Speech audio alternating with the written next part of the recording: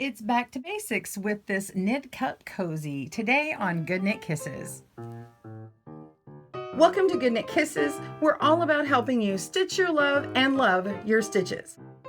Nothing wrong with going back to the basics from time to time. This basic cup cozy is a one-piece cozy that slides on with ease. It's a tapered design, meaning it has no buttons to fiddle with while you're trying not to spill your drink. You can have your coffee, tea, or hot chocolate and keep your hand nice and cool. But basic and plain are not the same thing. Being simple has its advantages because you can have a nice big bold color, or you can use stripes on this nice stockinette flat stitch here. It keeps it nice on your hand, not too many bumps on it.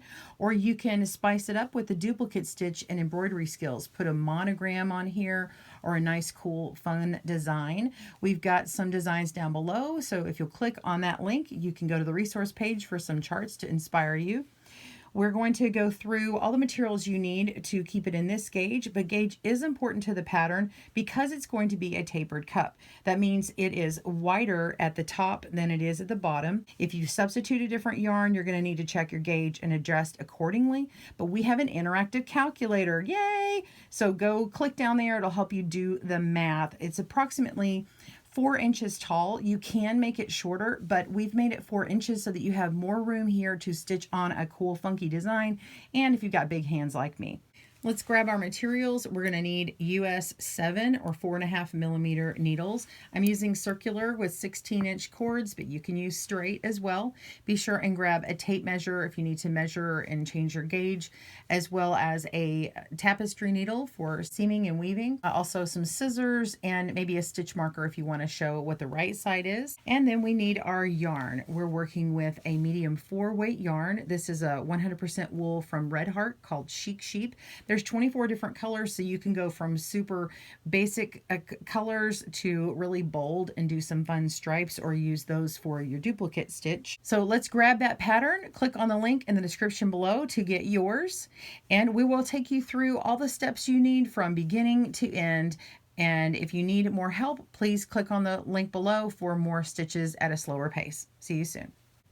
We're going to begin by casting on 43 stitches. I'm going to make my slip knot and place this on my needle. Okay.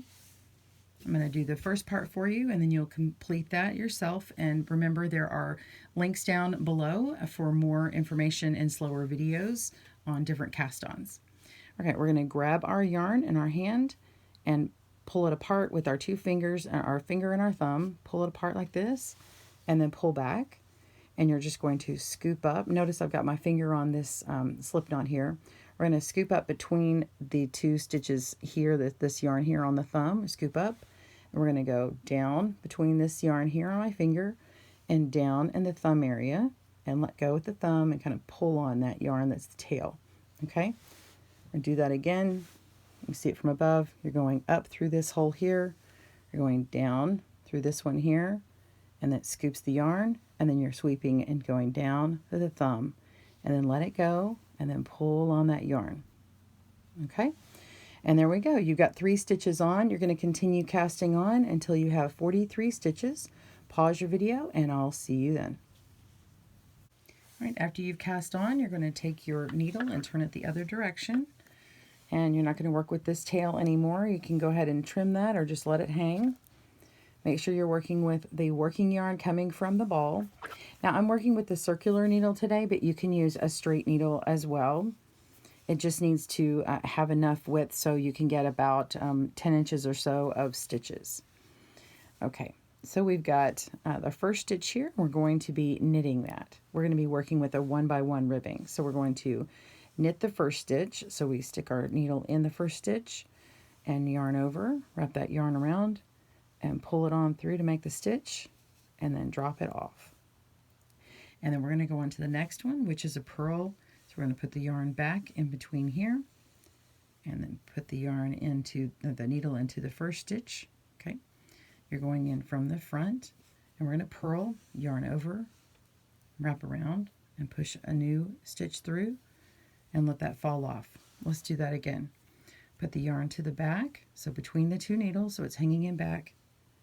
Knit that stitch, yarn over and pull through, let that fall off, put the yarn between, Put the needle in, and we're going to purl. Push it on through. If you hold the yarn in the opposite hand, it's going to look like this. You're going to knit the first stitch like this and let it pull through, and then you're going to put the yarn to the front and put your needle in and yarn over and pull through like that. And you've got your purl stitch, and your yarn stays over here.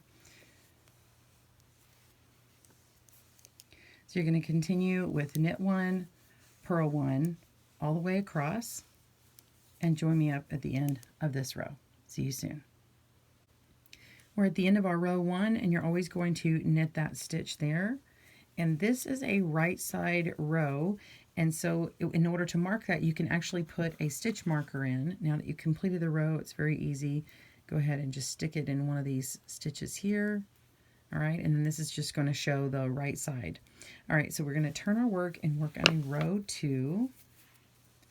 Row 2 always starts on a knit 1, purl 1. You're actually going to purl 1, knit 1. So a 1x1 ribbing just starts with a purl 1, knit 1 on the wrong side.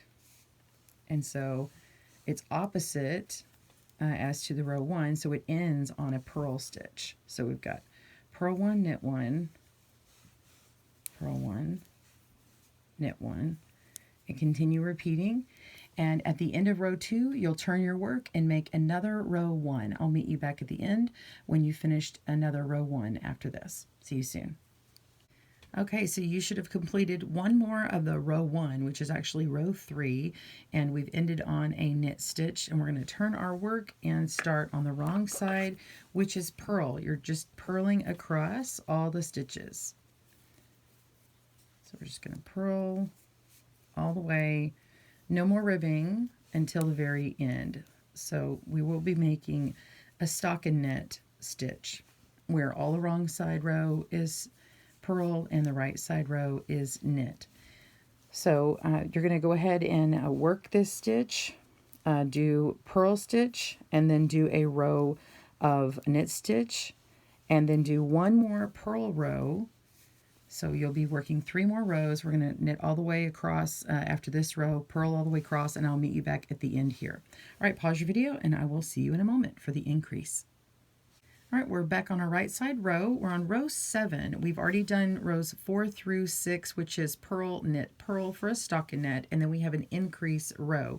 And these 4 rows will get repeated.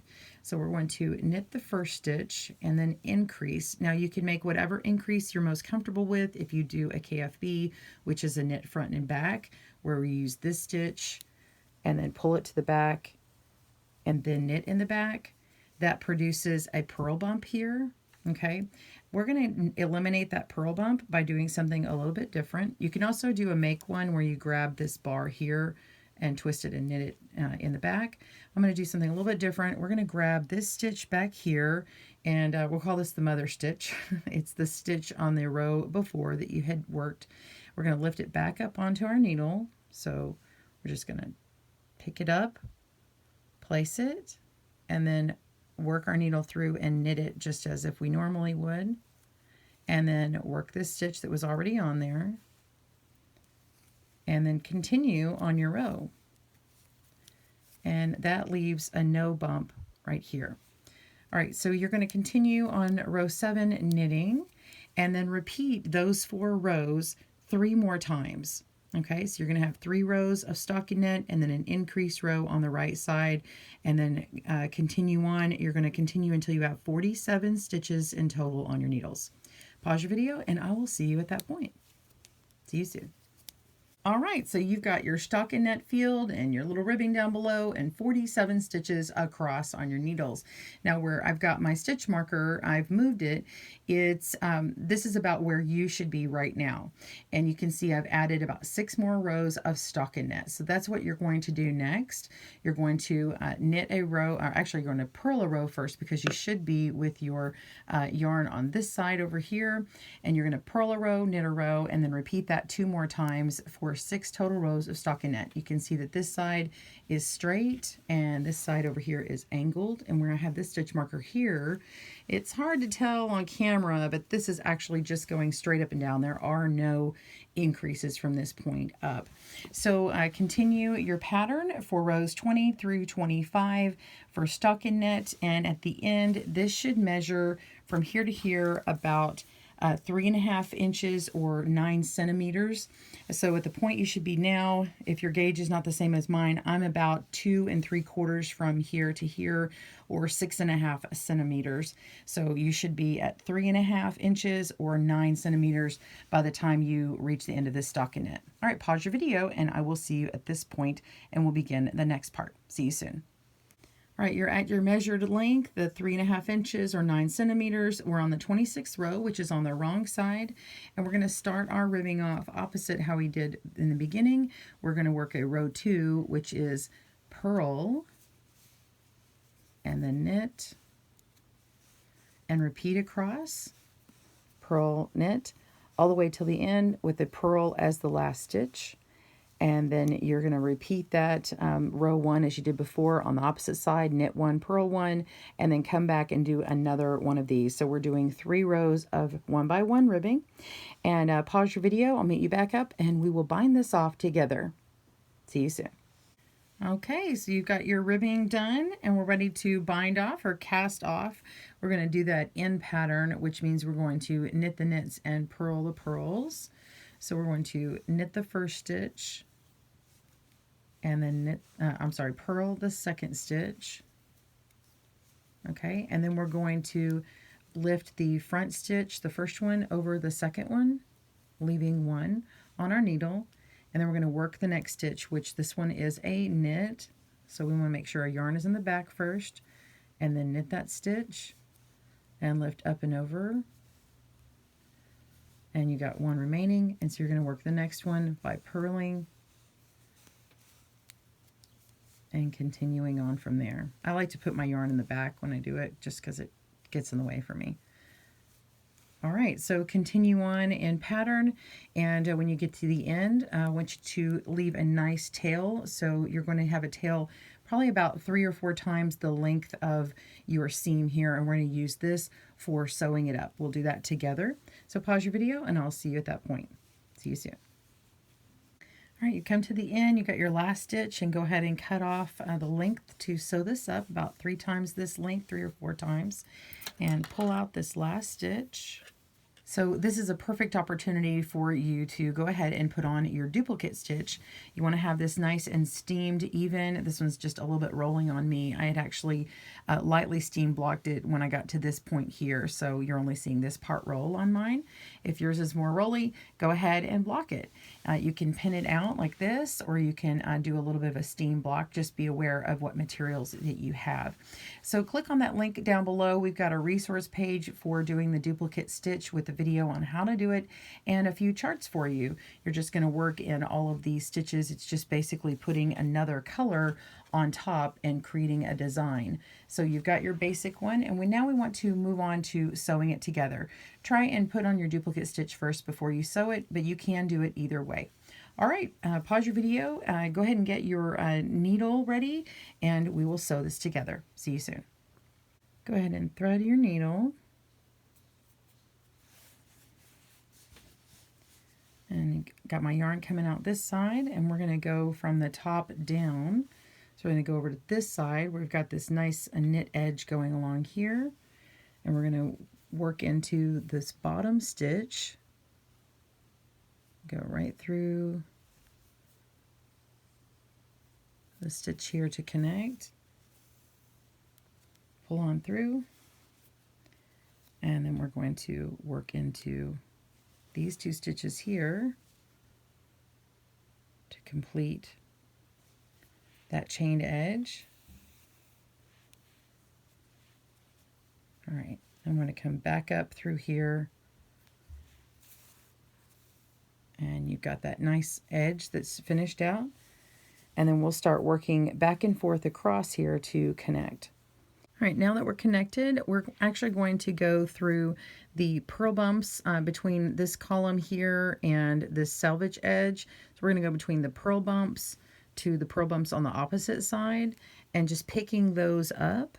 And that will actually snug this all up together and remove this edge here, and we'll have a little bit of little bitty seam in the back, but that won't matter. So we're going to pick up this first purl bump here. This is, I find, is the easiest way because you can see how to get it started. So we're going to jump across to the other side and pick up the first purl bump over on this side.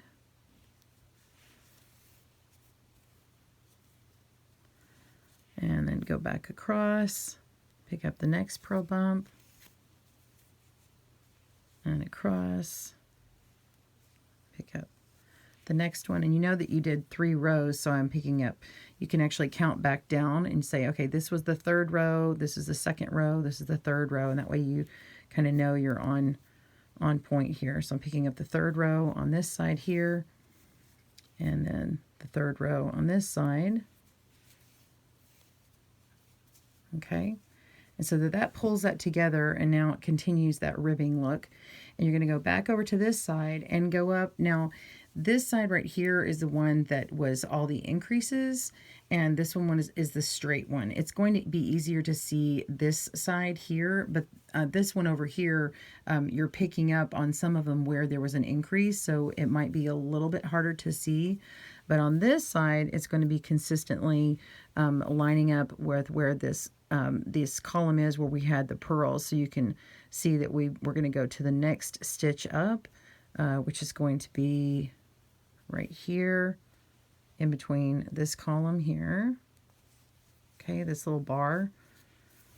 And pick those stitches up and then come over to the next side. And we're going to go in 1. Let's see, where were we the last time? Okay, so we were here, and then we want to go up 1 stitch.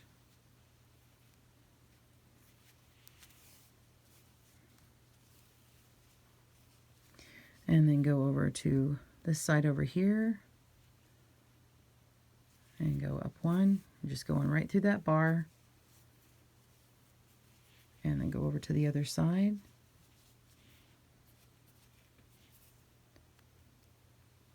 And go right through there. I'll do one more and I'll show you how it's kind of working up here. So.